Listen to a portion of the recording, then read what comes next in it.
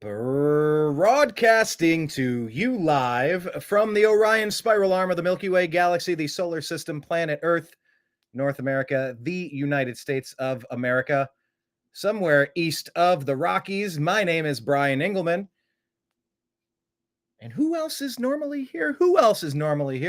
Mr. Mike Bara is normally here. However, his internet is down in Las Vegas, California. I called it Las Vegas because I call it Los Angeles, California. Las Vegas, Nevada. His internet is down. So what we're going to do is we're going to use some of the stuff he just sent over. I talked to him briefly. And what we like to do here is we predict the games for the upcoming week. And we'll also take fantasy football advice. I know we had somebody commenting and asking who to start last week. So if you're in the fantasy football playoffs, congratulations. I am in 2 football playoff circumstances right now. And I will give you the fantasy football advice. If you have any questions, start them, sit them, ask away. But Mike and I do a segment where we pick the teams. We pick the winners. And so last week I was 12-4, as you'll see on the screen there. 12-4. That is the best record I have ever had. So Mike sends his love. Mike sends his regards, but he also sent his picks. So as we get into the show, I will reveal who Mike is picking for this upcoming week. The matchups in weeks. What were we now? 16. Week 16. Week 16. Jeez. It's crazy. The season's just about over. Playoffs are here. Playoffs? Talk about playoffs? I just hope we can win a game. Who was that coach? What's that quote from? Playoffs? Talking about practice, man. Not a game. Talking about practice. Playoffs? Yeah, go on YouTube and type playoffs practice. It's a great compilation between Allen Iverson talking about practice and this coach. What's his name in the comments section? Who discusses playoffs? Playoffs? I just hope we can win a game. That's such a great line from the podium. So we'll get into all of that and more on today's episode of the Agree to Disagree show.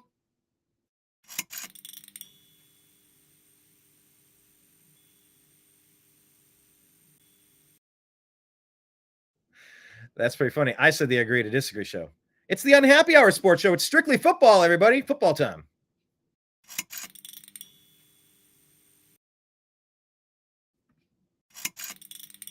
There we go. Okay, so let's get into what we learned in the NFL last week, shall we? And like I said, of course, we're going to go to Mike Bara's picks shortly. Everybody in the chat section, please say hello.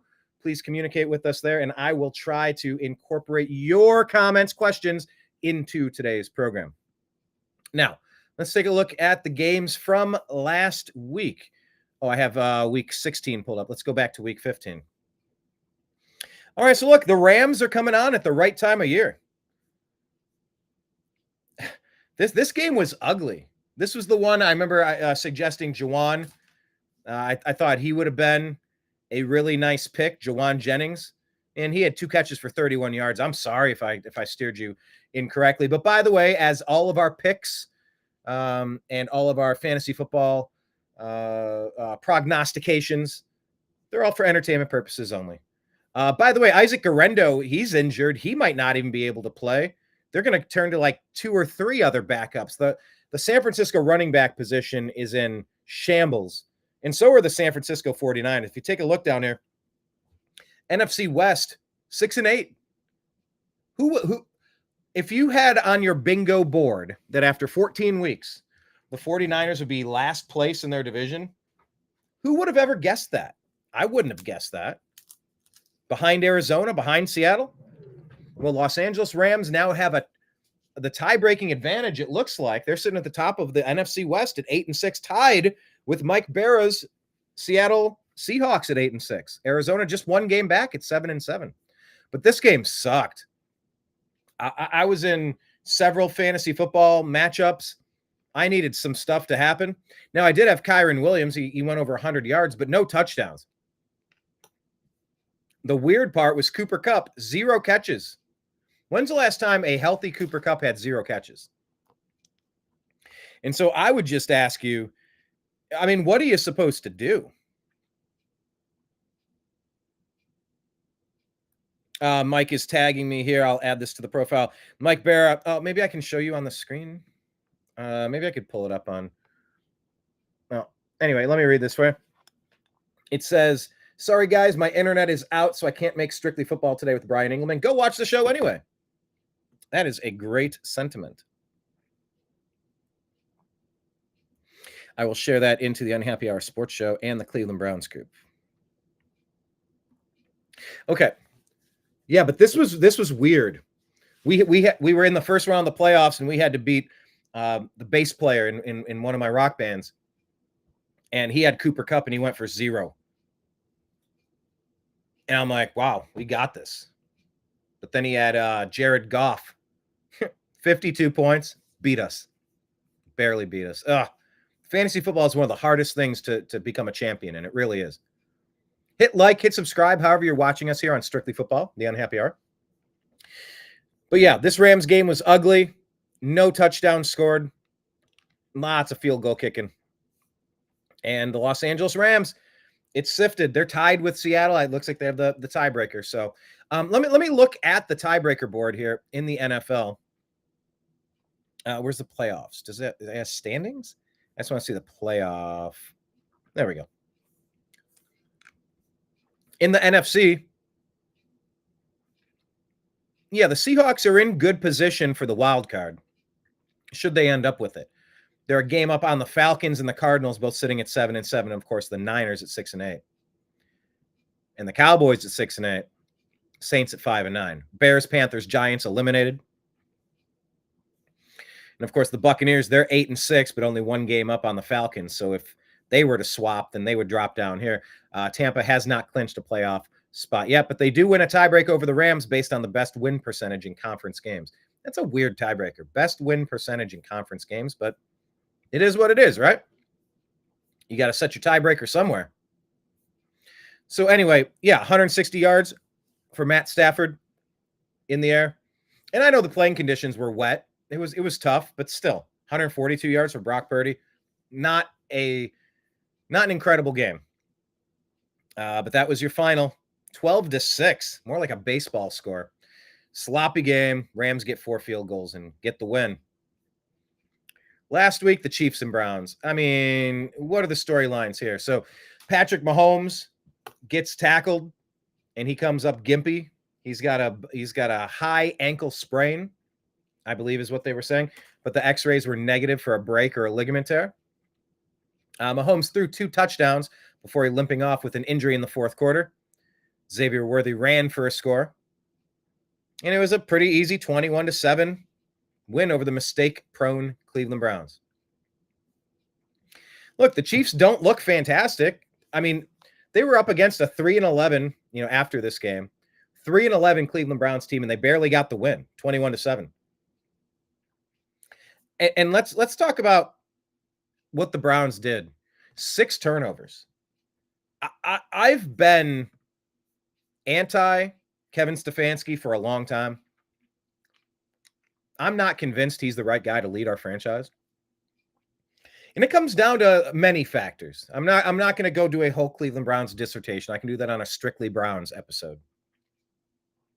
And I guess since Mike Bara isn't here today, sending his regards, we will get to his picks and his betting tips. So we'll get to Mike Bara's betting tips and his picks coming up in a little bit. But while I do have the increased opportunity now to cover more Cleveland Browns stuff, I'll just distill it down to you for this. When you're a well-coached team, you have very few unforced errors. So like in the game of tennis, I played tennis in high school. I was team captain. I was player of the week for my Cleveland Plain Dealer. Pretty cool. Love the game. But an unforced error, like an unforced serving error, that's when you take 2 swings for your to kind of start it. You're trying to get it over the net. You serve it and you miss. It goes into the net. And you go, okay. Then you swing a second time. You usually take some velocity off. And now You're focused on control to make sure it clears the net and lands in the box. If you miss twice, that's an unforced error. You did that to yourself. Well, the Cleveland Browns did this last week. 6 turnovers. They had a 62-yard touchdown run from Jerome Ford, but not a lot else. Then, to add injury to insult, Nick Chubb, Cleveland star running back, broken foot, suffered a devastating knee injury last season, and now he's out. So now, Dorian Thompson-Robinson came into this game at quarterback after Winston had his 3rd interception. And I believe DTR is going to start this week. Stefanski says you can't turn the ball over 6 times and expect to win at any level. So the Browns are having unforced errors, too many stupid mistakes, too many turnovers. This is a 14-point game against a 13-1 team. If we didn't have 6 turnovers, could we have been in this game? You're damn right we could have been in this game. So there's that. Defensive end, Myles Garrett, reigning defensive player of the year, got an eye injury, got gouged in the eyeball, left the game, grabbed his face mask, threw off the helmet. He was apologized to by Joe Thuney, Chiefs left tackle. And Stefanski said, thank God he's okay. So look, in a game that saw Nick Chubb, Nick Chubb has been through the world of knee injuries, and he comes back, plays in a few games, not particularly effective, not an incredibly fantastic offensive line opening holes for him. And then he has a season-ending foot surgery, a broken foot now. Prayers to Nick Chubb, man. I feel really bad for the guy. On the bright side for the Cleveland Browns, Jerry Jeudy, he became the wide receiver 1. Remember, we traded for him in the offseason with the Denver Broncos, who are a playoff caliber team now. We got Jerry Jeudy, and then halfway through this season, we got rid of Amari Cooper, traded him away, and so Jeudy is effectively the number 1. And so for the first time in his career, Jerry Jeudy, after 11 catches for 108 yards, he went over 1,000 yards receiving for the first time ever. Good for him. Good for him. So there's that. Chiefs are going to play Houston on December 21st, and the Browns play at Cincinnati this week. Yeah, the Browns, let's look at the AFC really quick. I'm going to show you the AFC playoff hunt here. Here are the eliminated teams. Jets, Browns, Jaguars, Titans, Patriots, Raiders. Browns sitting with three wins, 3-11. Only the Raiders with 2 wins and the Giants with 2 wins have worse records. It looks like the Browns, they win tiebreakers over Jacksonville because they won head-to-head. They win the tiebreaker over New England based on the winning percentage in conference games. Division tiebreak was initially used to eliminate Tennessee. Jacksonville wins okay, so at this point in the season, we're looking at what's the highest draft pick we can get. Sad time to be a Cleveland sports fan. But the Browns will play at Cincinnati. Bengals are only 6-8. They're still in the playoff hunt, but barely 6-8. I mean, they're out of time here. So, if I click on odds, is this going to? Oh no, this is the betting odds. Anyway, but as far as teams that are in the playoff hunt, you got the Chiefs at 13-1, leading the division. Bills at 11-3, Steelers 10-4, Houston Texans 9-5, Ravens at 9-5, Broncos at 9-5, Chargers at 8-6. Then you got the Colts, Dolphins, and Bengals at 6 wins. They're like right on the verge there. I realize I did not give you the top of the NFC. Top of the NFC is the 12-2 Philadelphia Eagles. Commanders at 9-5. Oh, wait, there we go. Playoffs. That's what I want. Lions at 12-2, Eagles at 12-2. Those are the cream of the crop teams. Also, don't sleep on the Minnesota Vikings at 12-2. 3 12-2 teams in the NFC. Buccaneers lead their division 8-6. They're the Rams leading their division at 8-6. Packers at 10-4. Commanders at 9-5. Seahawks 8-6. Falcons, Cardinals 7-7. Okay, so that's how it's shaken out. I mean, wouldn't it be fun to be competitive? Wouldn't it be fun to be in the playoff hunt? I think so. Well, Tennessee Titans here, they lost this game 27-37. Bengals got a crucial win. Do or die, absolutely crucial win. And Joe Burrow sets a franchise record, 3 more touchdown passes. So 36 on the season now for Joe Burrow. Fantastic quarterback. And he topped his own mark. He had 35 touchdowns in 2022, now 36 this year. But this is a 6-8 team. It's very frustrating. And yeah, their playoff chances are not great, but they're not zero either. You know, they have a shot. And at this point in the season, that's all you're looking for is a shot.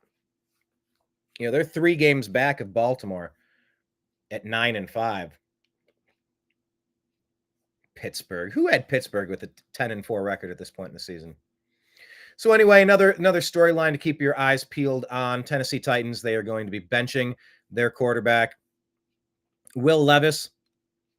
So Mason Rudolph, he got in the game. I believe he's going to be playing this week. Cincinnati played without left tackle Orlando Brown Jr. You remember when Orlando Brown played on the Browns? Anyway, so the Bengals get that win. We'll see how it goes. I got Jamar Chase in both of my fantasy football leagues. I'm really hoping he's going to get to go off. Let me go to the comments here because we're getting some questions here. Saucy Boa, what's up? So you have a receiver lineup this week. CD Lamb, T. Higgins, BT Jr., Brian Thomas Jr., DJ Moore, Drake London. Jeez, Marvin Harrison. Are you how do you have so many stud wide receivers? Okay, you have to choose 3. Ooh.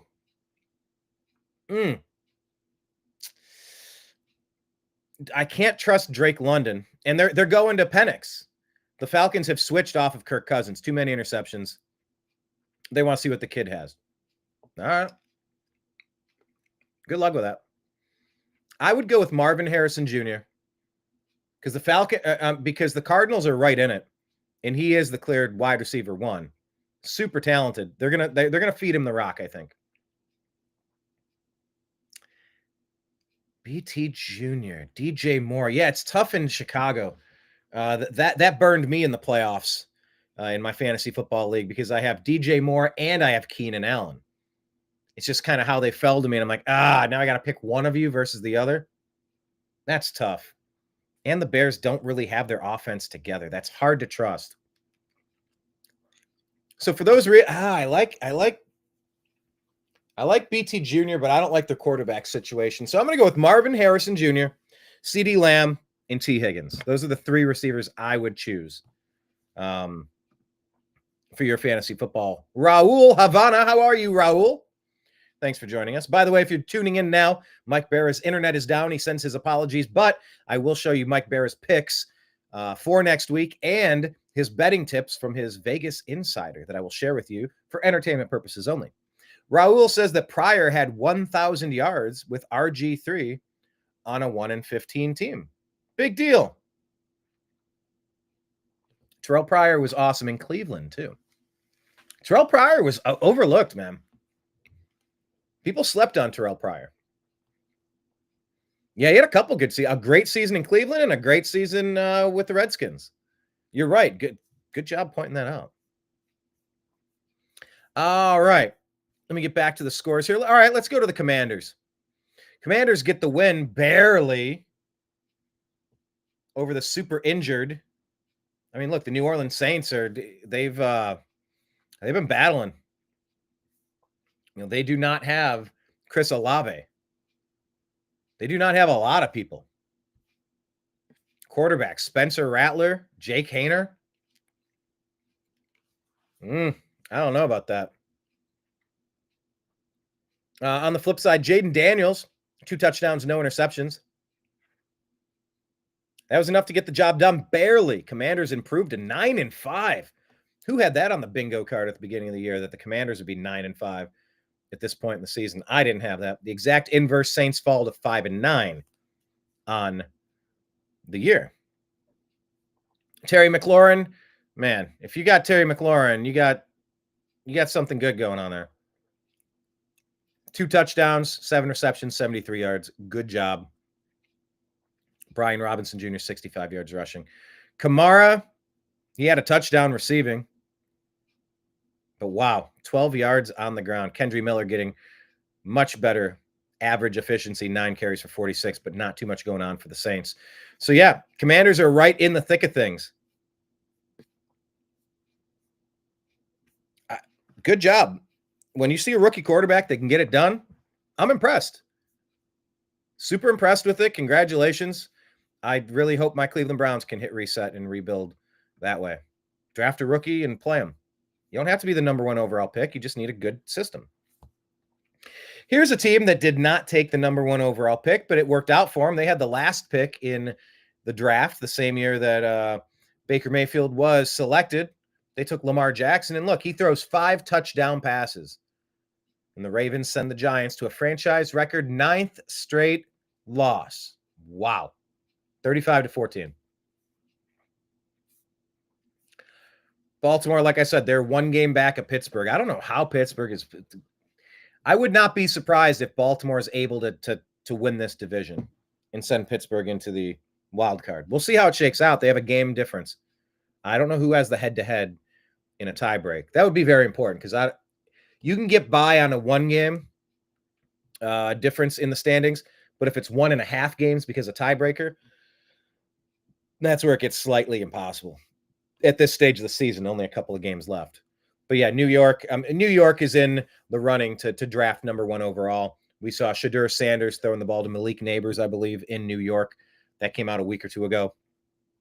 I wouldn't be surprised. Obviously, New York got rid of Daniel Jones, and they're going to be picking a quarterback for sure. And so it's like every quarterback taken off the board makes it tougher for the Cleveland Browns to find the new face of their franchise. Mary Kay Cabot was reporting that Deshaun Watson is not allowed on the sideline for the rest of the season. Maybe the headline's a little maybe it's a little misleading, because with injuries, you can't have injured players on the sidelines where you could, somebody could run into the sidelines and roll over you and injure you further. But there have been a lot of signs from Berea that Watson's not coming back. We'll see, because we also saw statements where they've said that he'll have a chance to compete and come back healthy. And I don't know. I'm just so ready to move on. And I really don't think Dorian Thompson-Robinson is the answer. But anyway, Ravens get the win, improved to 9-5 on the year. Giants, like I said, dropped to 2-12. If you got Lamar Jackson, you gotta ride the hot hand. 21-25, 290, and 5 touchdowns, and no big mistakes. That's a great day. Tommy DeVito, Tim Boyle, split quarterback work. Yeah, when you have 2 quarterbacks, you have none. Devin Singletary, essentially a non-factor over here. Tyrone Tracy, same thing, 31 yards. Derrick Henry, 67 yards on the day. I mean, it was okay, but not all that much. And no receptions out of the backfield. Rashad Bateman, the big winner, 2 touchdowns on the day. Justice Hill had that really nice play. I got him sitting on my bench. And that's the thing. It's like I have nice players, but unless you're playing in one of the leagues where you pick your highest score, I'm never going to start Justice Hill over some of these other guys. But from week to week, occasionally that could be the one that could, help you win your league. You just never know. But Mark Andrews and Devontae Walker with receiving touchdowns as well. All right, moving on from that Ravens victory. Cowboys, they do a pretty good job. Cooper Rush hits a career high 3 touchdowns. Panthers turn over the ball 4 times. They lose and drop to 3-11 on the year. Cowboys improved to 6-8. Cooper Rush, good for him. 18 of 29, 3 touchdowns, no stupid mistakes. Bryce Young, on the other hand, 19 of 28, a touchdown and 2 mistakes. No real rushing from Hubbard on the Panthers. Dowdle did pretty good, 149 yards rushing for the Cowboys. Zeke just kind of sitting there, 30 yards on 9 carries. But yeah, back to your question about who to start. Look, CeeDee Lamb, 9 receptions on 13 targets, 116 yards and a touchdown. You got to go with him. You got to dance with the one that brought you. CeeDee Lamb's been pretty good. You got to ride with CeeDee Lamb. But yeah, Cowboys are keeping their slim chances open. See how it all shakes out. There's a couple games left to play on the year. Jets and Jaguars, this was another one of those delineation games. Somebody has to win. And it's going to make a big difference, not really in the playoff hunt, obviously, since all these teams are eliminated. But this makes a difference on, will the Jets draft a quarterback? Well, they got another win, 4-10. And yeah, as you're watching the game, as you're watching the highlights, it's like, oh, Aaron Rodgers looks like the old Aaron Rodgers. Oh, Davante Adams looks like the old Davante Adams. Look at this. So yeah, Aaron Rodgers with a low completion percentage, 16 of 30. But he had 2 of 89 in the air, 3 touchdowns, and no stupid mistakes. Breece Hall gave him a touchdown on the ground, if you're keeping an eye peeled. Only 30 yards rushing, if you're playing him in fantasy. He's got talent, but only 30 yards rushing. Did get the touchdown. A couple receptions for 21 yards. But yeah, Davante Adams, look at this. 9 receptions, 198 yards, 2 touchdowns on 12 targets. Bravo. And Garrett Wilson, getting in on the action. 3 catches, 56 yards, and a touchdown. And there you go. Here's the other receiver. By the way, let me amend your question about the fantasy football, if I may. Saucy Boa. I have no problem with you putting BT Jr. in there. If you want to flip for, maybe take T. Higgins out. I'd say CD, BT Jr., and Marvin Harrison Jr. All right? You could do T. Higgins or BT Jr. as a toss-up. I'm fine with Brian Thomas Jr. Look at that. 10 receptions, 105 yards, 2 touchdowns on 14 targets. It's Mac Jones throwing him the ball. Mac had 294 in the air, 2 touchdowns, 2 stupid interceptions. Yeah, Tank Bigsby. I drafted him a couple years in my fantasy league, 42 yards on the ground. But yeah, this Jets win, it just takes the Jets further from a young franchise quarterback. So it's going to be very interesting to see what happens with Aaron Rodgers next year. Is he coming back to the Jets? Are the Jets drafting a quarterback? Is Aaron going to go title chasing? Could he come to the Browns? There's a lot of questions. But Davante Adams, 2 touchdowns. Aaron Rodgers looking like they're figuring out their rhythm. That could have been huge if they dropped to 3-10 and the Jaguars improved to 4-10. Right? That would have totally flipped. Who knows what the Jaguars are thinking with Trevor Lawrence? Yeah, they signed him.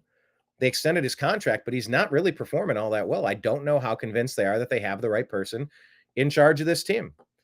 All right, let's move on to the Dolphins at the Texans. Texans get this one, improving to 9-5. Dolphins drop this, falling to 6-8. Margin of victory here. Dolphins 12, Texans 20.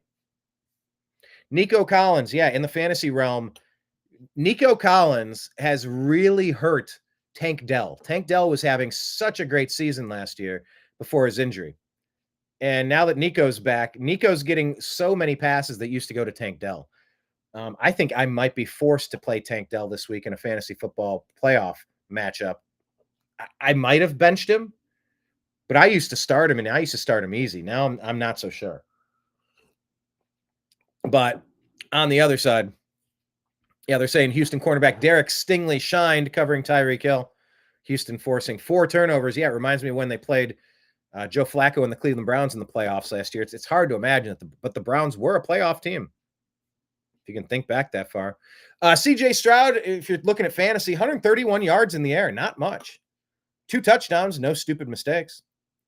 Not much of a running game, no touchdowns on the ground for Houston. And those 2 touchdowns for Nico Collins. On the flip side, Tua had 3 interceptions compared to 1 touchdown. Devon A-Chain, 41 yards on the ground, not much. Jonnu Smith has been having a great year. If you got him at tight end, no problem sticking with him. He's been very consistent.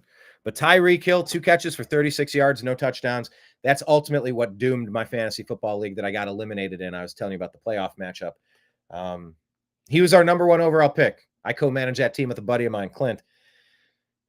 He was high on Tyreek Hill, and so I let him make the pick. Oh, I regret that. Oh, we've drafted him twice. One year he was injured the entire season, I think. And then this year it's like he's been out to lunch half of the season. So, yeah, Dolphins' slim playoff chances got a little slimmer, falling to 6-8 on the year. Colts Broncos. Yeah, Broncos improve.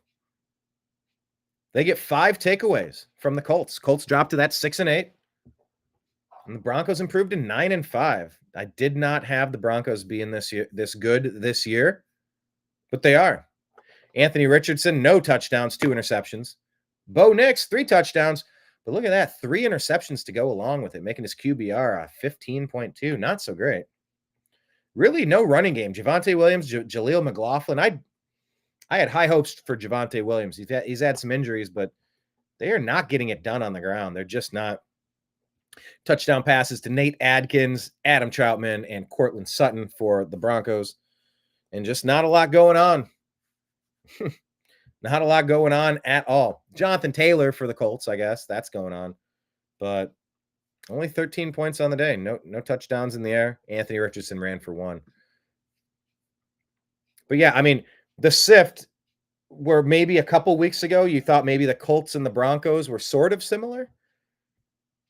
No, I mean, they're definitely pulling apart. The pack is separating here. And this was a big game here. This is what a lot of people, myself included, let's face it. The Bills are 11-3. The Lions are 12-2. These cities have never won a Super Bowl. I would love to see the Bills represent the AFC and the Lions represent the NFC. I want a franchise that is not used to winning Super Bowls. I would like to see a city, a brand new city, celebrate a Super Bowl for the first time in their history. Nothing better. I'm also rooting for Baker Mayfield to win a Super Bowl too. I'm fine with the Buccaneers getting another one as long as it can get Baker a championship quickly. But look, Josh Allen, I think he set a fantasy football record for points last week. And he follows it up this week. 2 touchdowns in the air. No stupid mistakes. But look at that. There's the guy that almost single-handedly knocked out my fantasy football playoff team. 5 touchdowns, 494 yards in the air. Jared Goff hung, what did he hang, like 52 on me? Couldn't overcome it.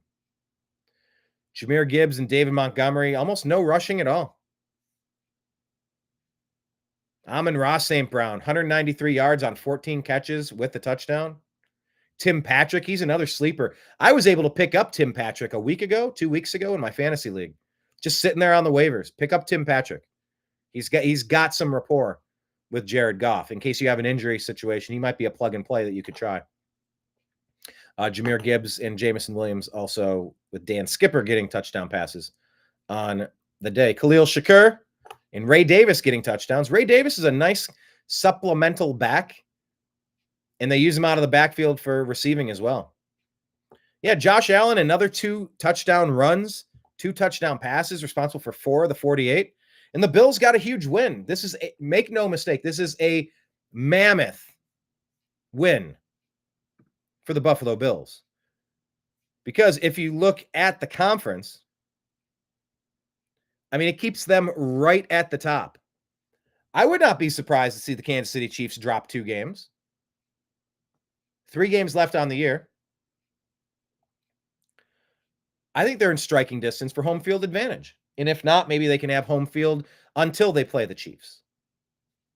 Being that number 2 seed is helpful. They're only a game up on Pittsburgh. So, huge win for the Bills to beat the Lions, who seemed unbeatable.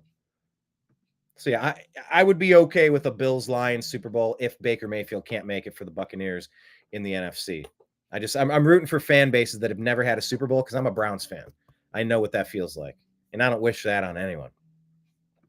Talking about those Steelers, they dropped this game, falling to 10-4. Eagles in the Battle of Pennsylvania, they win 27-13. Eagles improved to 12-2 on the year.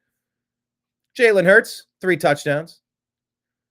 The Eagles have beaten the Steelers 10 straight times now. That's a, hey, we got your number kind of thing. Saquon Barkley is trying to set a rushing record.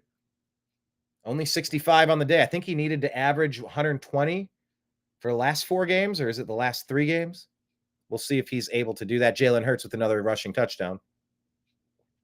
You heard last week, A.J. Brown, Devontae Smith, and people were saying that the receivers were upset. They're not throwing the ball downfield enough. They're not giving them any opportunities to catch the ball, get some stats, help the team win. They want some passes.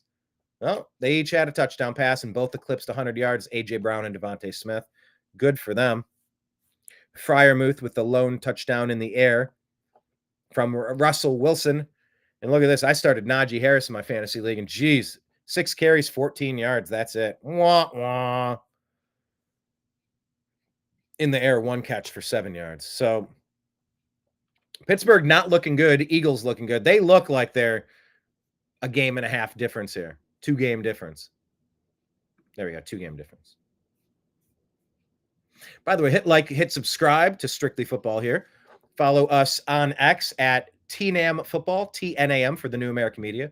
At TNAM Football, that's for our Strictly Football show. And at The Unhappy Hour _ on X. At The Unhappy Hour _ on X. And our homepage is at American _ Media _ Patriots, Cardinals. Cardinals get the win, and that's huge. Snapping a 3-game losing streak. Cardinals lost 2 starting linebackers 5 plays into the game. That's not good. James Conner had himself a throwback day. 16 carries, 110 yards on the ground, average of 6.9, 2 touchdowns. That's a good day. And that's almost all they needed to get this win over Drake May, who threw for 202, 1 touchdown, 1 interception. Kyler Murray, no touchdowns, no interceptions. Weird. But yeah, the Cardinals at 7-7. They are in the hunt. New England, they're at the back of the pack. They got to figure out if Drake May is the future or if Drake May ain't the future.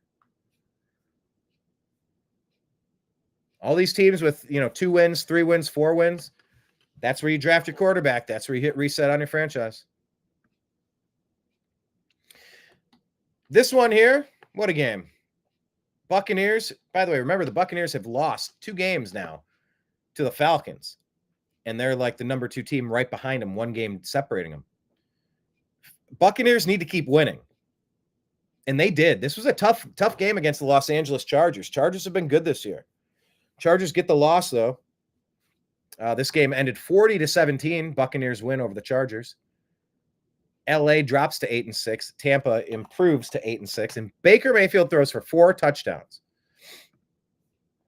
en route to dominating in the second half of the game. Bucky Irving had himself a day on the ground.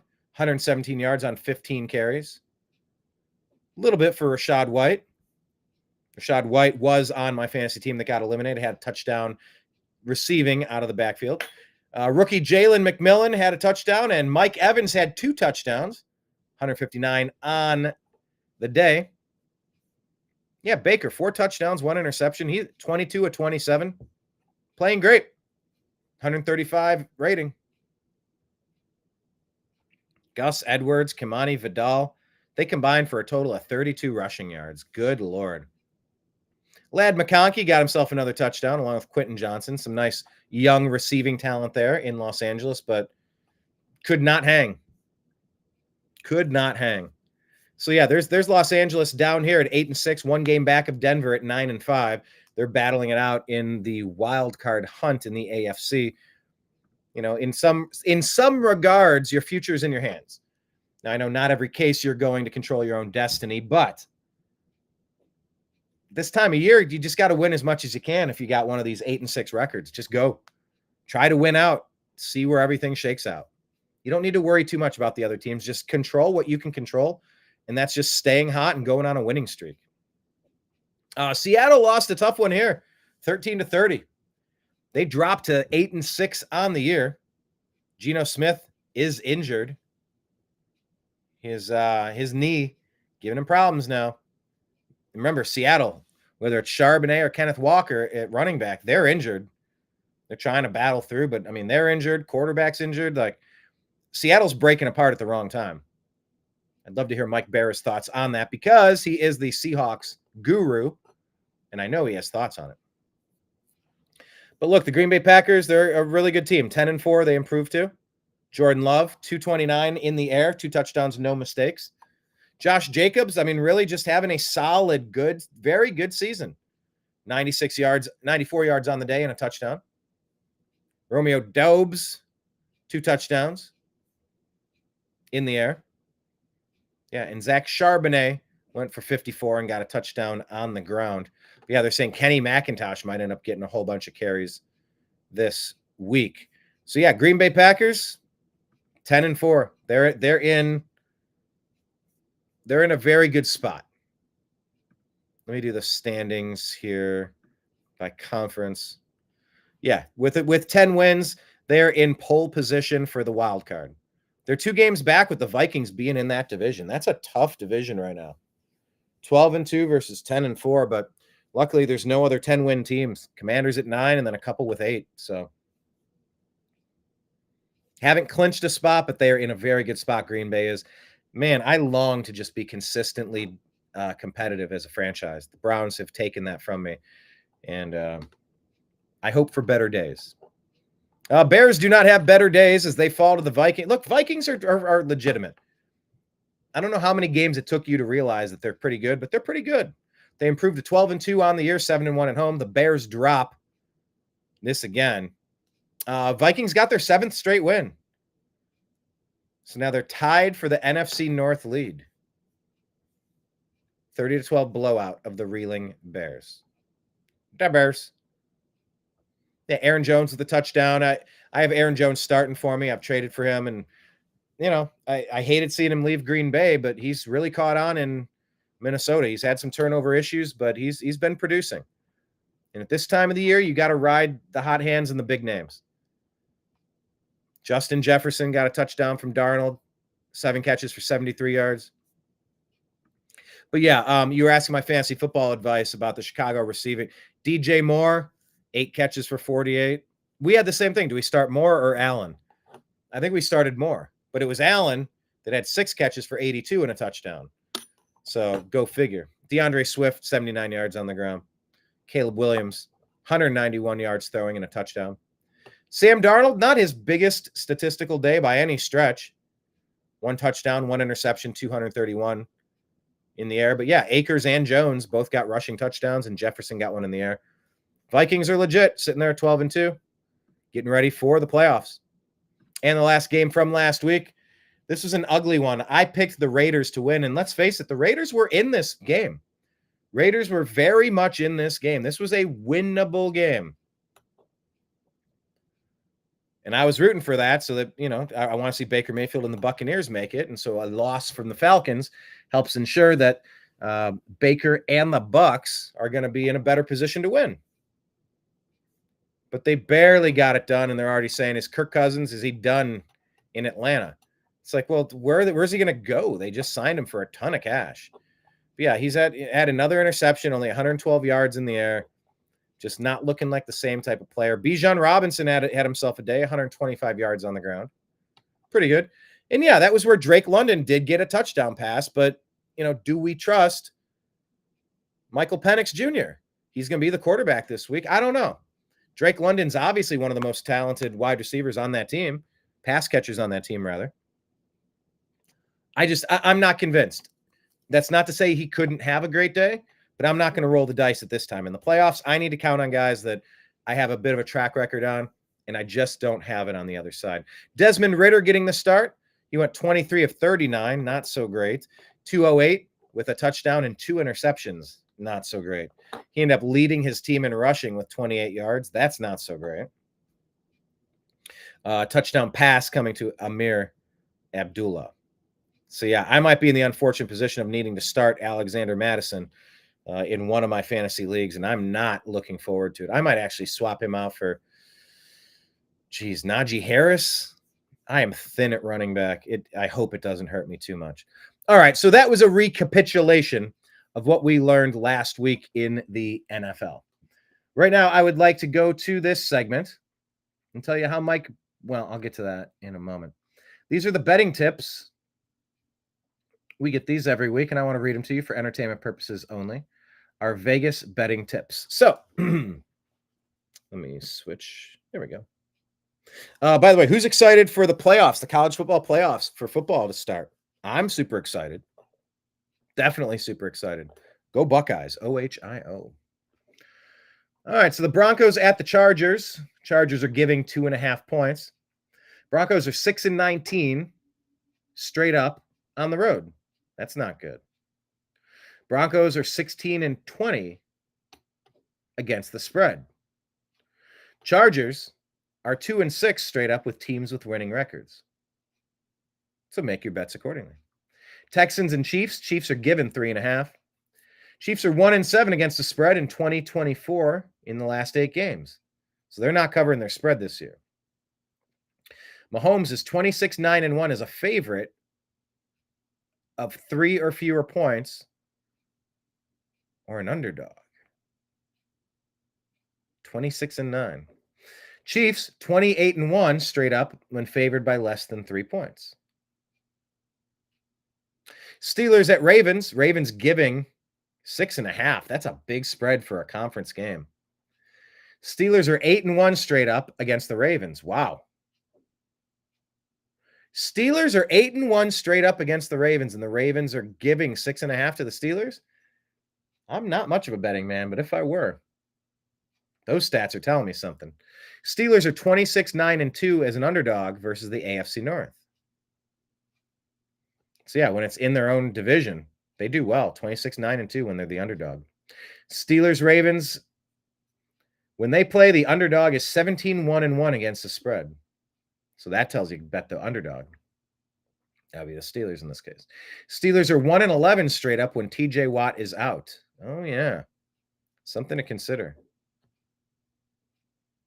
Steelers, when they're underdogs of 6 or more points, they're 37-26 against the spread. Lamar Jackson is 20-7 straight up in this matchup. Ravens are 91-30 straight up at home as a favorite. That's 3-1.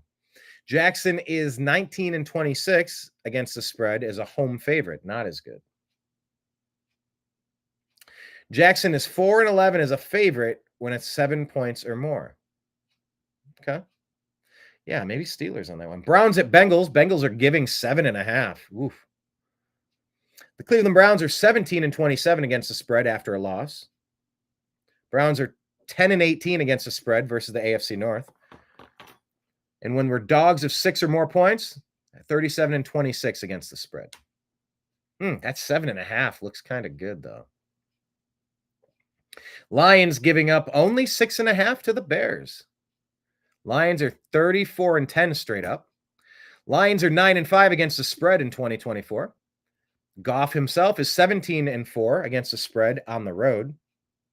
Lions are 10-0 straight up after a loss, so they regroup well. Bears are 11-29 straight up. That's not good in this matchup. And when the Bears are underdogs of 6 or more points, they're 37-26 against the spread. Cardinals giving up 4.5 to the Panthers. Kyler Murray is 20-8 against the spread on the road. Kyler Murray is 3-12 straight up after a win. That's not good. That's an uneven. That's weird. 3-12 straight up after a win. Do with that what you will. Maybe consider the Panthers getting 4.5 here. Giants at Falcons. Falcons are giving up 8.5 points with their rookie quarterback this week, by the way. Giants are 19-11 against the spread as a road underdog. It's actually a pretty good stat for the Giants. In the Giants, when they're dogs of 6 or more points, they're 37-26 against the spread. Okay, so they're saying maybe consider Giants plus 8.5. Titans, Colts. Colts are given 3.5. Titans are 10-7-1 against the spread on the road after a loss. And the Titans are 2-12 against the spread. Rams, Jets. Rams are giving only 3 to the Jets. The Rams. Teams that play the Santa Clara 49ers are 14-30 straight up the week after, meaning it takes a lot out of you. Okay, so maybe that's part of the reason why it's only a 3-point spread there. And because the Jets played a pretty good game. Devontae Adams and Aaron Rodgers had themselves a nice game. Vikings giving up 3 to the Seahawks. Okay. Vikings. See, the NFC North is 26-14 against the spread versus non-division opponents. NFC North 26-14 against the spread versus non-division opponents. And Geno Smith is 4-11 against the spread at home. We'll see how that knee holds up. Patriots, Bills. Bills are giving, 14.5 points. Ooh. The Bills, man, you'd never want to bet against them, but 14.5 is still 14.5. But I guess when they're looking at the matchup, they just don't see how the Patriots can compete. Patriots, when they're underdogs of 6 or more points, they're 37-26 against the spread. Bills, the teams that play the Lions are 3-7 straight up and 1-9 against the spread the week after. They're beat up. And the Bills, when they're double digits favorites, they're 6-5 against the spread and 10-1 straight up. Jags, Raiders, Raiders giving 1.5. Mac Jones is 3-17 against the spread career. Buccaneers giving 3.5 to the Cowboys. Cowboys are 17-7 straight up at home. Cowboys are 4-14 straight up as a dog. Yeah, I like the Bucs giving 3.5. Saints, Packers. Packers are giving 14.5. Man, I think I'd still take the Packers. But it says the Saints are 3-9 straight up versus playoff teams. Not great. Saints, when they're dogs of 6 or more points, they're 37-26 against the spread. Packers. The NFC North is 26-14 against the spread versus non-division opponents. Packers are 8-3 straight up when favored by 4 points or more. Packers are 19-3 straight up in December. They're a late season team, cold weather team. 19-3 straight up in December. And the Packers, when they're double-digit favorites, they're 6-5 against the spread and 10-1 straight up. So those conclude the betting tips. Thank you so much for submitting those. Yeah, Mike Bara, he sends his regards. His internet is down. We look forward to just talking football for a while. He and I both do political shows. He does Toxically Masculine Tuesday. He does several shows. And I do the Agree to Disagree show, politics and current events. So it's nice to just get together and talk mostly football. It's a welcome change of pace, if you will. All right, so let me give you Mike's picks here. Mike was 10-6 last week. This is the first week that I've been able to defeat Mike. I went 12-4. Of course, he'd decide this is the week he doesn't come on because I beat him. Maybe he's faking an internet outage because he didn't want to lose to me. Is that what was going on? I doubt it. But I'm going to say it anyway because it's funny. All right. These are where we pick the games straight up. Mike is going to go ahead and pick the Santa Clara 49ers to beat the Rams. He's picking the Baltimore Ratbirds to defeat the Giants. He's going to take Miami. Oh, excuse me. I was looking at the wrong week. The first panel was showing that he went 10-6, and he's 152-72 on the year. He's more than 2-1 correct. So for entertainment purposes, here's who he's picking this week. Here we go. Miami, he's picking to beat the 49ers. Straight up. Tampa Bay to beat Dallas. Straight up. Green Bay to beat New Orleans. Straight up. Vegas to beat Jacksonville. Straight up. Buffalo to beat the Patriots. Atlanta to beat the Giants. Oh, there's a upset there. Picking Washington to beat the Eagles. Okay. Picking the Colts to beat the Titans.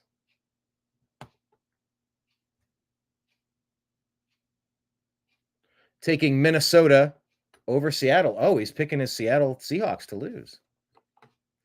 Mike Bara is picking the Cardinals to beat the Carolina Panthers, picking the Bengals to beat the Browns, picking the Lions to beat the Bears, picking the Jets to beat the Rams.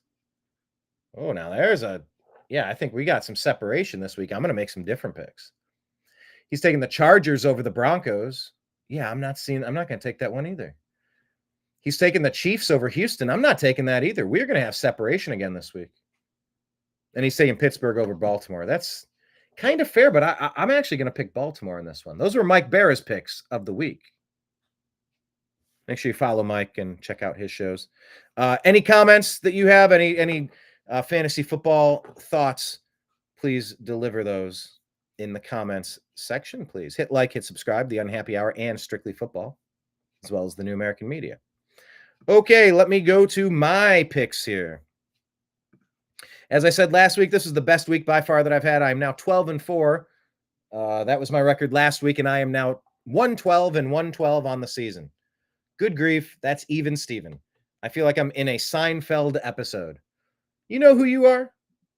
You're even Steven. You're even Steven. It's like, let me see that $20 bill. Grabs it and throws it out the window. Then he finds a 20 in his pocket. You're even Steven. That's a pretty good episode. Love that show. All right, so that was me in week 15, and I'm 112-112. Let's go to week 16.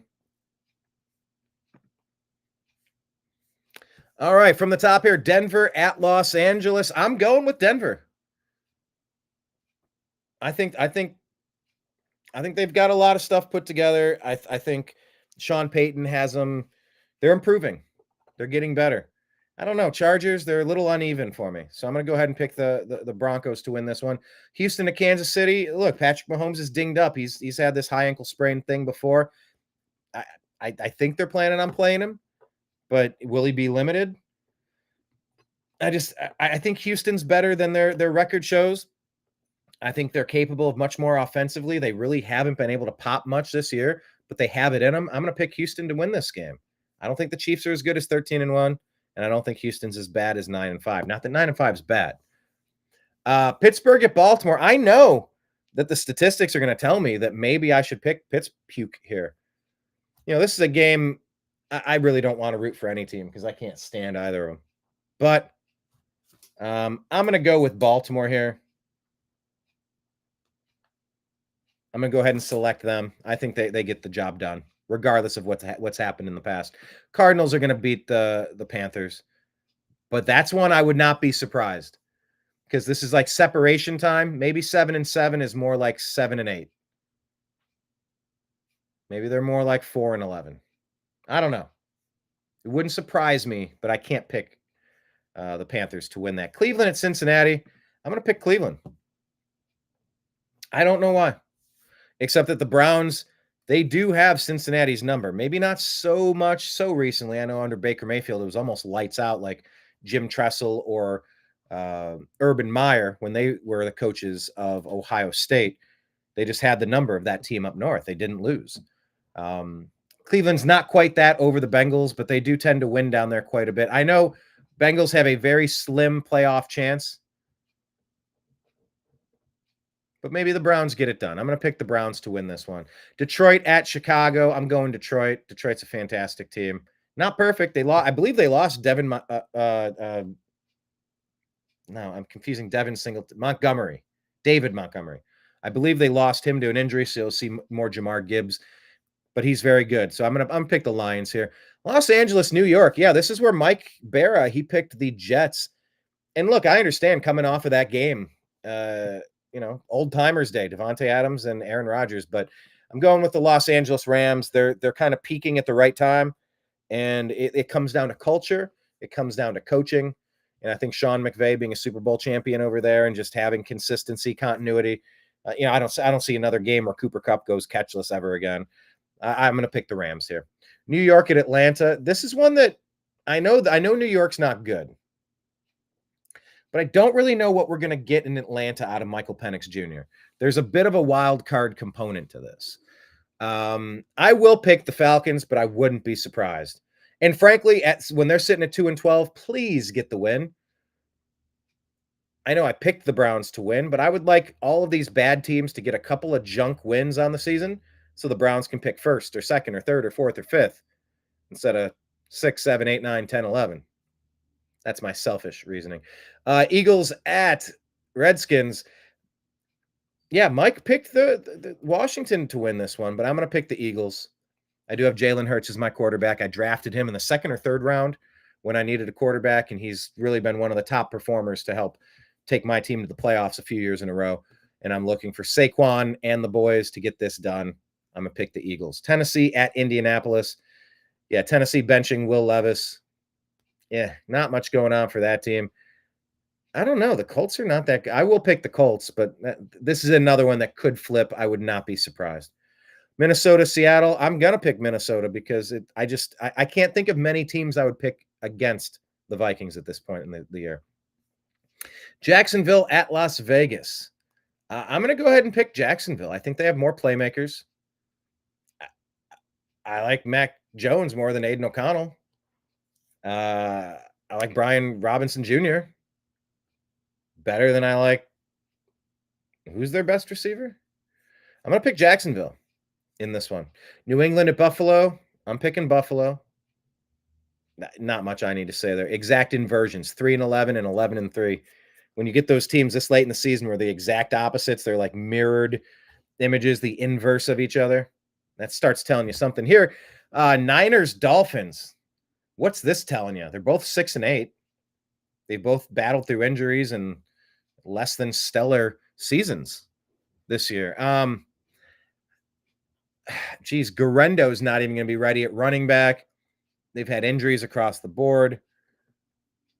Not that the Dolphins have been great, but this is in Miami, and I think Miami might have a better shot of making the playoffs. I mean, it's very slim. But I think we saw an uncharacteristic Tua Tagovailoa game. I think, what was it, 1 touchdown, 3 interceptions last week. I don't expect a second version of that. I expect a Tyreek Hill touchdown or 2.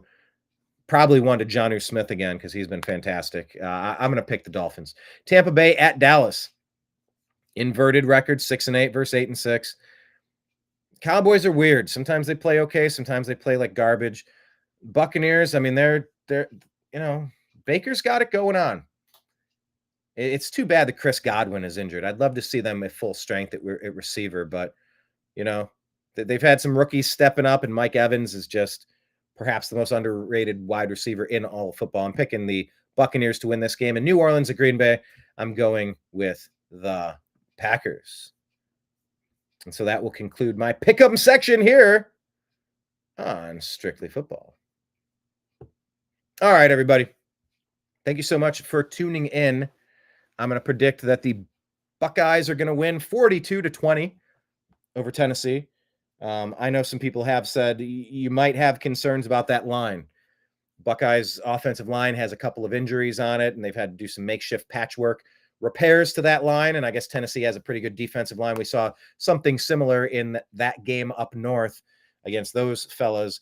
Buckeyes had a bit of a problem at the line of scrimmage, some would say. But I think the Buckeyes looked at the game film and just like, why weren't we throwing the ball? Every time we threw it deep, that team up north couldn't defend the receiver, so they got pass interference. So throw it up every time. Pass 20 yards, see what happens. Get 20 pass interference calls. Move the ball downfield. Stay safe. Do the right thing. I think the Buckeyes are going to win. As far as the rest of the games, actually, let me pull that up, and I'll wrap it up on that topic. CFB playoff brackets.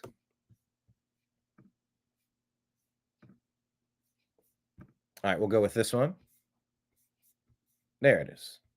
Let me switch to share this screen.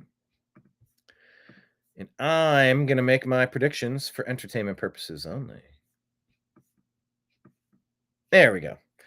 All right, so yes, as I said here, yeah, Buckeyes get to host a game. That's huge. That's going to be at the Horseshoe at night. Woo! Man, Tennessee doesn't know what they're about to step into. and the Buckeyes are mad. They lost a close game to that team up north. Look, we missed opportunities. That was the number one comment in that Buckeyes Wolverines game. Missed opportunities. We got beat. I can't say we beat ourselves, but we missed opportunities. We just didn't play to our capability level, and they should have been throwing the ball more. I don't expect those mistakes to happen. I expect number 9 Tennessee to fall to the number 8 Buckeyes. I think they're going to double them up. Either way, number 1 overall seed Oregon is sitting there to take on the winner. And of course, think back to earlier in this year, the Buckeyes did lose to Oregon by 1 point. And this was where Buckeye quarterback ran it and tried to spike the clock and get down. Like, they ran out of time just by like a second or 2 or 3 to get that field goal opportunity off, and they could have won that game. They didn't. I'm not going to say we deserved to. We didn't. We just didn't get it done. But I would love a rematch against Oregon. To be the champs, you got to beat the champs. I'm not worried of any team in this bracket at this stage of the season. Here we go. Clemson and Texas Longhorns. I think Texas will get it done. And then battle Arizona State. Arizona State at number 4 seed. It's interesting how they did the seedings. Like, if you won your division or won your conference bowl championship or your conference championship, then you get the first 4 seeds. I don't know if I love that. I think maybe just whoever the 4 best teams are, put them 1, 2, 3, 4. That's what I think. Either way. Indiana at Notre Dame. I'm going to pick an upset. I think Indiana is going to have enough to take Notre Dame out. I think whoever wins will lose to Georgia in the following round, the number 2 seed. But I'll pick the upset there. I'm going to take Indiana. It's wild. Just looking at these teams on the board. 12 teams. And the Buckeyes have played number 1 Oregon, number 10 Indiana, and number 6 Penn State. Nobody else has played all these great teams. Buckeyes did. And they've got 2 losses to show for it. But my God, how great is it that your season isn't toast just because you didn't go undefeated? Because the Buckeyes have a stacked roster. In the top 12, of course, the Buckeyes deserve to be there somewhere. But now it's time for Coach Ryan Day to step up. If he can't get – I almost feel like if he can't win a championship, he needs to go. Whether he resigns, whether they force him out, whether they buy him out. I don't know. I've been reading reports that, like, the pressure and people are giving him grief, tension on his family and stuff. And, I don't wish ill on anyone. It's just, that job is not for the faint of heart. And you have an expectation to win a national championship every year. At least go to the game. And Ryan Day hasn't beat that team up north in half a decade since he's been around. So he has run out of time, just like Kevin Stefanski, coach of the Browns, and Andrew Berry, general manager of the Browns. In my opinion, they've run out of time. They've shown enough to me, and I'm done. I'm ready to move on without them and try something new. Anyway, back to college football here. SMU and Penn State. I think Penn State's going to win this one. SMU's fine, but I think Penn State's strong. Drew Aller this time of year. Playing a home game. I wonder what the weather forecast is going to be for that one. Geez, if SMU comes up and it's going to be snowy, it's going to be cold, I don't know if they're going to know how to handle that. I'm going to pick Penn State in that one. And I would actually give Penn State a decent chance to beat Boise State, number 3 overall seed, when they advance.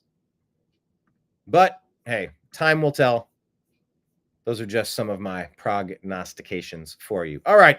Thank you, everybody, for tuning in to Strictly Football today. Mike Bara, as I said, our regular co-host here, he sends his regards. His internet is down. So make sure you check out his shows, Toxically Masculine Tuesday, and the others. The one he does with Jen. He does several different shows. Just check out Mike Bara's stuff. Then, of course, the New American Media, all of the places. Let me see if I guess I don't have them pulled up in my captions. But follow Strictly Football on X at TNAM Football, at TNAM Football. That's for the New American Media. That's where we broadcast. That's our umbrella, the New American Media here. And of course, the Unhappy Hour _ the Unhappy Hour Sports Show on X is at the Unhappy Hour _ Follow us there. We have a YouTube channel for the Unhappy Hour Sports Show and the New American Media. Hit subscribe to both of those.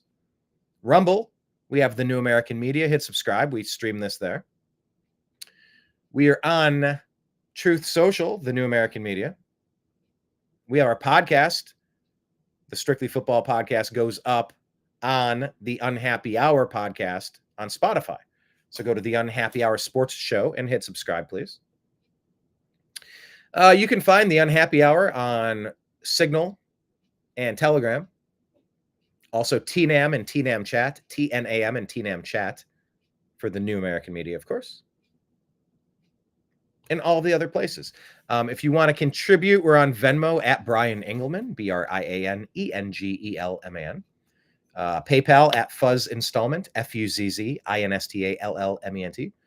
And on Patreon, patreon.com/The New American Media. I think we're Cash App, The New American Media as well. All right. Thank you, everybody. I appreciate you joining this program.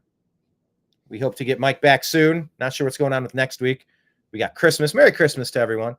This is a tough time of year for a lot of people. Missing loved ones.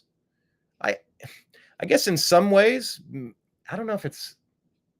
I wonder what the percentages look like.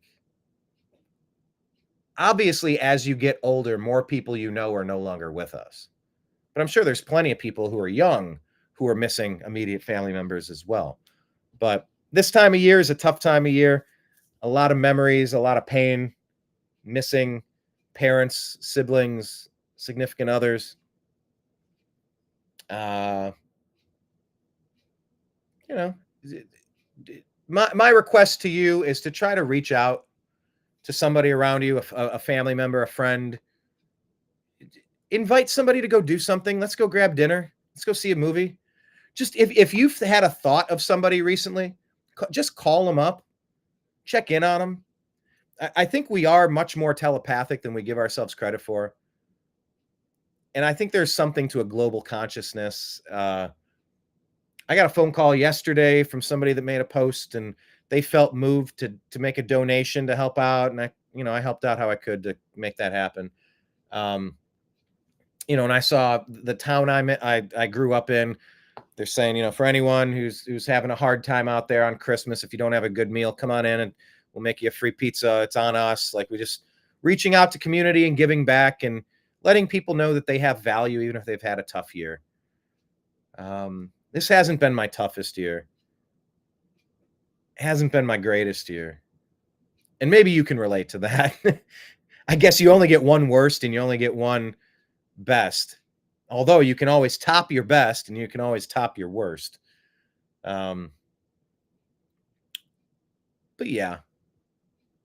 There's a lot of emptiness out there where there used to be laughter and joy and love. So, if someone cuts you off, try to dial it back. You don't need to escalate and make things worse. If you have a bad encounter with someone, you have no idea what people are going through.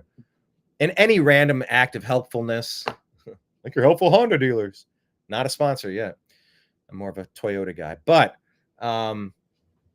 'tis the season, right? Christmas is about the birth of our Lord and Savior, Jesus Christ, and his resurrection and all of that jazz.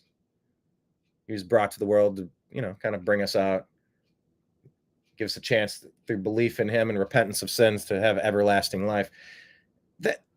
There's your number one reason for the season.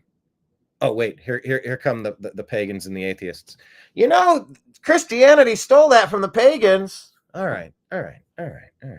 Multiple things can be true at once. We don't need to get into that. But aside from the Jesus and salvation component, the holiday season is about humanity. So, yeah, I went Christmas shopping, and it's it's just kind of hard to say no. You got a loved one, and you just want to make them happy a little bit. So, it's not about dollars, and it's not about stuff. It's just about effort and intention. So, I'm not sure what my weekly schedule is going to be next week. I wouldn't be the only one that packs it up or does an odd show at an odd day. So keep your eyes peeled to the New American Media. We might just go live. And if we're live, click on us and check it out and join the comments section because we love incorporating your thoughts into the show. Iban Echevarria says, turn off the TV. They're lying to you. Get out of the matrix and become powerful and wise. Yes. Hell yeah. Now, Iban Echevarria, you might enjoy our The Agree to Disagree show, where we talk a lot about politics and media manipulation. We just did a show with TV's Blake Wally. That's up on our Rumble account and our YouTube and on our X. So find it, The Agree to Disagree show. Subscribe to it on Spotify, the podcast, where we put the videos. But yeah, I agree. Everybody's lying to us. But they can't. What I was talking with Blake about is they can't lie to us anymore. They don't get away with it. We figure it out that fast. We illuminate all the bullshit and shine the bright spotlights onto it that fast. Digital soldiers, baby. Digital soldiers. So be aware, should the power ever snap off, that's when the bad stuff might be about to happen. I would power goes off and you can't get information, but man, be ready. Just be ready to be all that you can be. All right. But yeah, we were having the conversation about, do you think that the powers that be, screwed up by allowing us the internet? Oh yeah. They can't put that genie back in the bottle, regardless of what Christina Aguilera said in that song so many years ago. Okay, here's another one. Shadow is Wicked. What up, Shadow is Wicked? Got to pick one for flex. Wow. Okay. One of these guys for flex.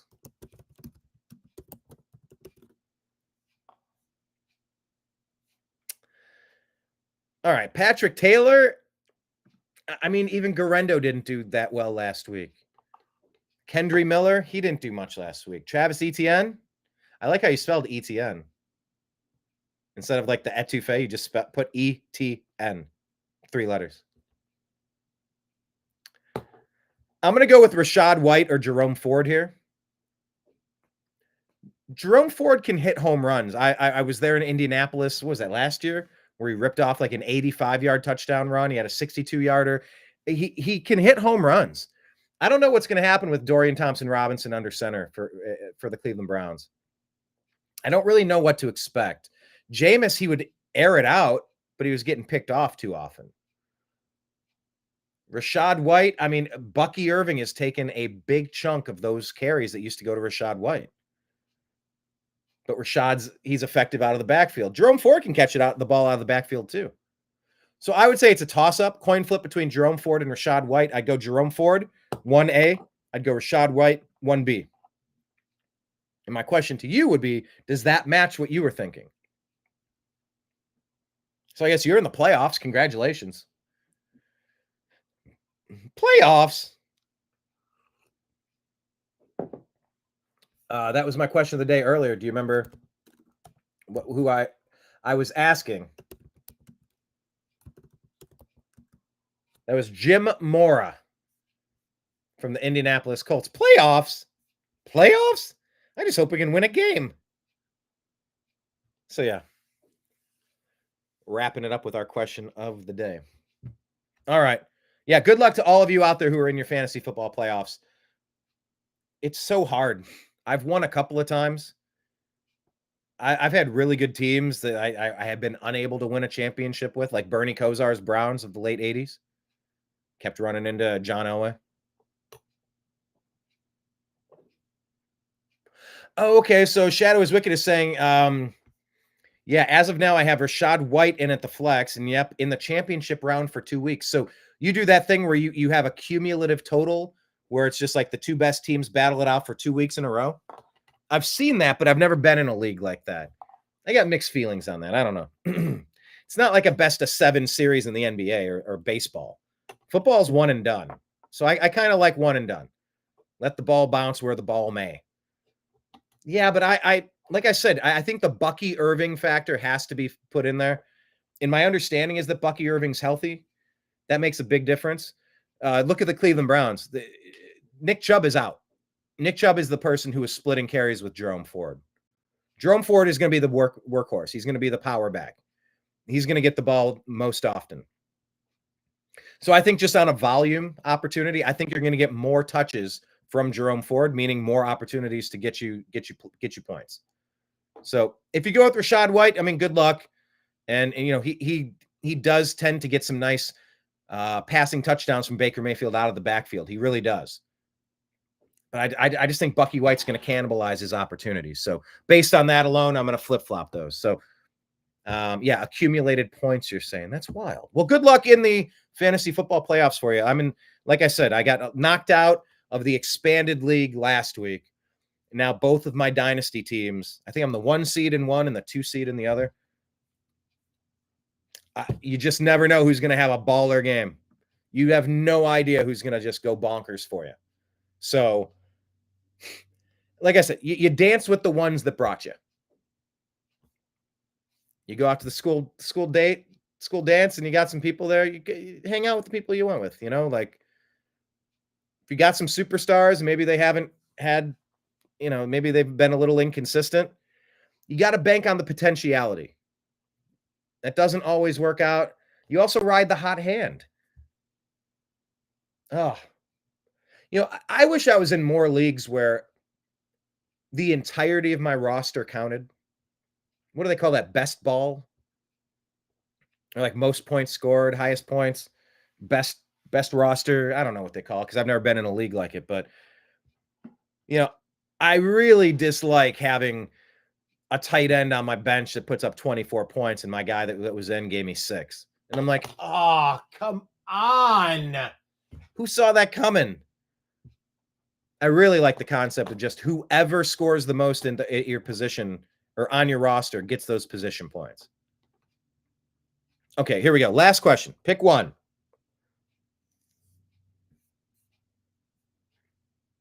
Okay, so this is for wide receiver 2.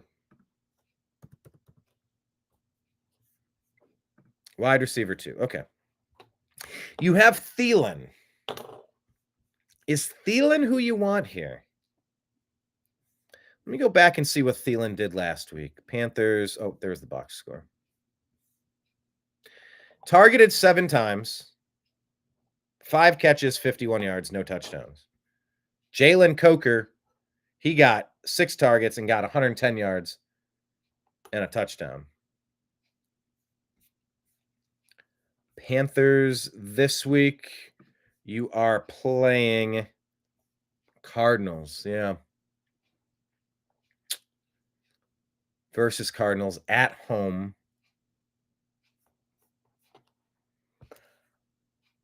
I like Marvin Harrison Jr. If I'm looking at who's the most talented player here, he's got to be up there.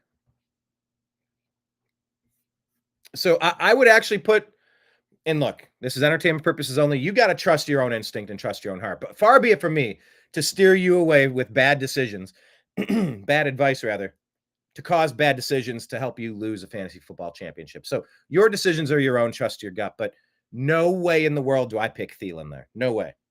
I think the most talented player in this group is Marvin Harrison Jr.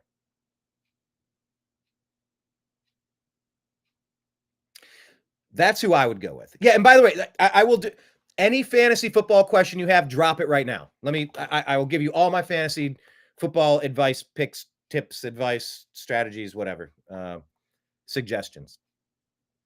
I will say Jalen McMillan, man. You know, he stepped into that Chris Godwin role nicely. Young player, but when Baker finds a rapport with somebody, man, they're locked in. If you remember Baker Mayfield on the Cleveland Browns, he turned Rashad Higgins into a superstar. He was a very, very good player for us because they were just on the same page. I see it with Jalen McMillan. McMillan's a nice choice, and Marvin Harrison Jr. is a nice choice for wide receiver too. So yeah, I would bench Thielen, and I would do a coin flip, Marvin Harrison Jr. or McMillan for sure. That's an easy one for me. I don't know that you could go wrong with Marvin Harrison Jr. or McMillan. Maybe Marvin Harrison Jr. is the most talented of those 3, and maybe McMillan is in the best situation with the highest pass volume. And Baker's just kind of clicking. He's on a roll. I don't know that Kyler Murray's on a roll. That's what gives me a little bit of pause there on Marvin Harrison Jr. I'd probably go with McMillan. Second choice, Marvin Harrison Jr. Third choice, Adam Thielen. Owen Ninja Gamer. What up, Owen? Thanks for joining us here on Strictly Football on the Unhappy Hour. Would I start Jackson Smith in Jigba over Jennings, even in the rainy game? Let me look up something here about this week and I want to see the status of the knee on Geno Smith. I'll call him Nino Smith because it's about his knee. Nino Smith. It's so stupid. Nino. All right, so his knee's injured. Let me go to switch the week. We'll go to 16. Where's Nino Smith? Who's he playing? Where are we at? Scrolling. Keep the scrolling. Vikings. Okay. Where's it going to tell me the knee? Okay, let me go on Twitter X. Are you following us on X? Our football show is at TNAM Football and at the Unhappy Hour _. Can you do me a quick favor and follow us on both of those? At TNAM Football, at the Unhappy Hour _. Okay, let me look up Geno Smith's knee on X. Offensive coordinator Ryan Grubb says that QB Geno Smith took every rep with the Seahawks starting offense in practice 4 days after he injured his knee. The play caller is counting on Smith playing Sunday, and he's convinced he will. He's a warrior. Okay. Geno Smith says he expects to play Sunday versus Minnesota. His injured knee is feeling better. He will be playing at less than 100%. No excuses. Yeah, showing this picture here where Geno's limping on the sideline in those wild neon green. Man, he looks beefy too. Has he put on some girth? He looks beefy. It's not a great thing. So anyway, he said he's doing better. Watching this Tyler Lockett pass. Yeah, I would. I'd start Jackson Smith and Jigba over Jennings. I would. I just don't know what the 49ers have left. You reach a point where it's almost like you wave the towel, you wave the flag, the white flag of like for mercy. 49ers are on their third, fourth, fifth running back now. They've had a lot of injuries. They're last place in their division. I'm gonna take Jackson Smith and Jigba. I had him in my fantasy league. He did fairly well for me this year. He was okay. He was good. And I think in a slightly better system, he could be great. He's a great player. I'm a Buckeye fan. I watch these games. Fantastic player. So yeah, I would start JSN over Jennings. Absolutely. All right. That is all I have to answer on the fantasy football front. Thank you for following us and joining us. Stay tuned. Don't know when our next show is going to be because of all of the holiday festivities, but we'll be back on the Agree to Disagree show covering current events and the Unhappy Hour talking sports and Strictly Football talking strictly football. Thank you to everybody in the chat room for joining us. Mike Bara sends his regards. His internet is out, but we were able to read his picks and his Vegas betting tips. And those Vegas betting tips are just like, hey, I'm going to lay out some of the mathematical trends. Do with that what you will. I took those trends that told me I should probably go with the Steelers, but I kind of read it a little different. I went with Baltimore. And I think the eye test just shows me I think they're a better team. I think they're a better team. Maybe they're due. We'll see. But I definitely picked different games than Mike this week we're going to have some more separation. Can I improve on my 112 and 112 record, or will I slip back into obscurity, into embarrassment? We shall see. Oh, geez. Okay, here's another. Get in your final fantasy football questions. Any question you have, type it right now. Give me all of your fantasy football questions. Hit like, hit subscribe, leave a comment on the, I don't know how you're watching this. Are you, and yeah, here's another question. If you can type it in the comments. How are you watching us right now? Are you on a Mike Bara channel? Are you on a channel for the New American Media? Are you on a Strictly Football channel? And are you on X, YouTube, or Rumble? Let me know. I'm just very curious. Okay. Owen Ninja Gamer asks 2 more Qs. Baker or Burrow? Golly, man.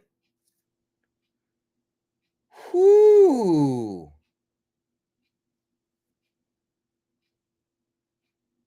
Baker or Burrow? Look, Baker's like number 3 in the league in touchdown passes. Joe Burrow, where's he at? He's actually, let me pull up the stats. NFL stats. Let me share this screen. JSN or Brees? Brees didn't do much last week. JSN, God, these might be coin flips. Owen says he's watching on YouTube. Thanks, Owen. Let me full screen this as best I can. That's the best I can. Okay. You're asking me to pick between number 4 Baker Mayfield and number 1 Joe Burrow. Let's break this down a little bit.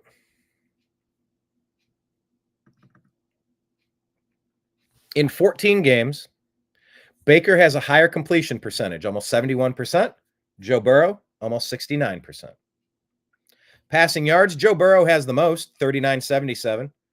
Baker's not far back, 36.17. He's 4th.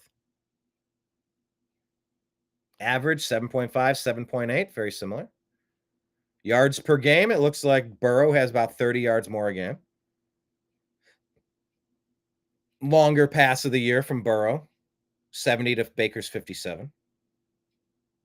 They're not separated by much in the touchdown component, or touchdown.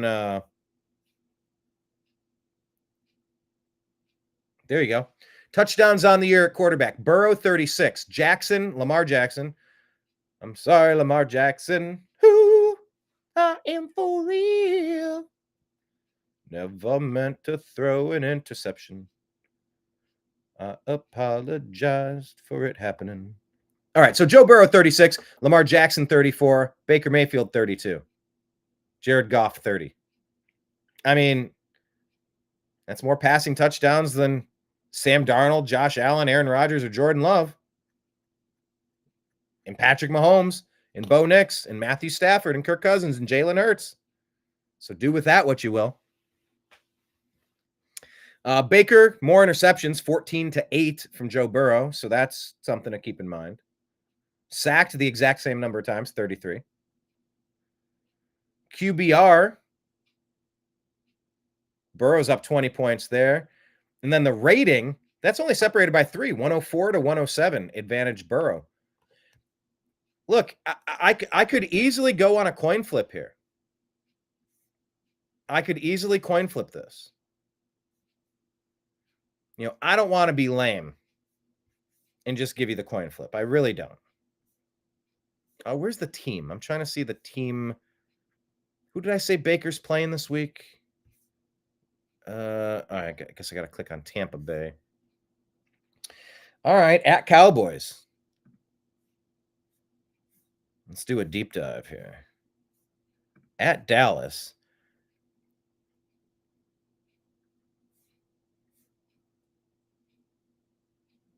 I don't know. Their defense doesn't look terrible. They haven't given up a ton. Look, let me just say this. If you go with Joe Burrow, nobody can fault you. Nobody can fault you. If you go with Baker, you might have a little bit more explaining to do, but I don't think anybody could fault you. He's the number 3 quarterback this year.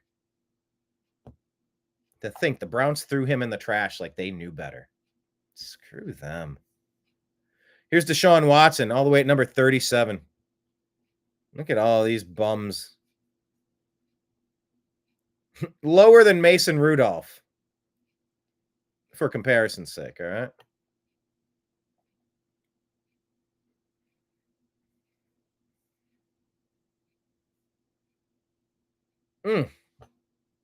Look, the Browns defense can be hit or miss. We've been torched plenty of times. That was maybe a little earlier in the season. Because they can have miscommunication and leaving people wide open. And if you do that with Jamar Chase back there, Burrow finds it and lights it. But Burrow also stands in the pocket and takes a lot more sacks. Like I said, the same number of sacks as Baker, but he's going up against Myles Garrett, who can be very disruptive.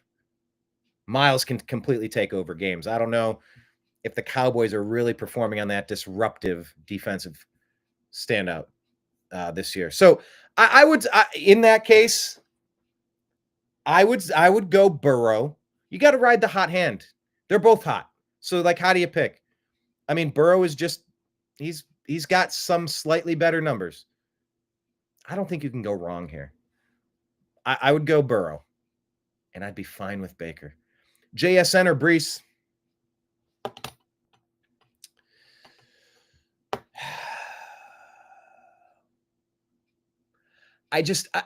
These guys fall into the same category for me.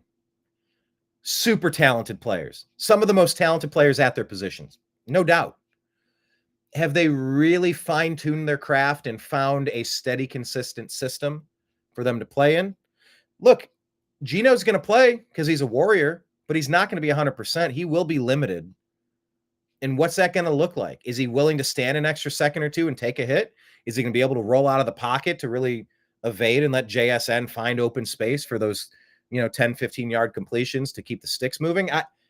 That's tricky. And Brees Hall, super talented. He just hasn't been able to put up the consistent numbers as much. I guess the question, I don't know, is PPR or standard?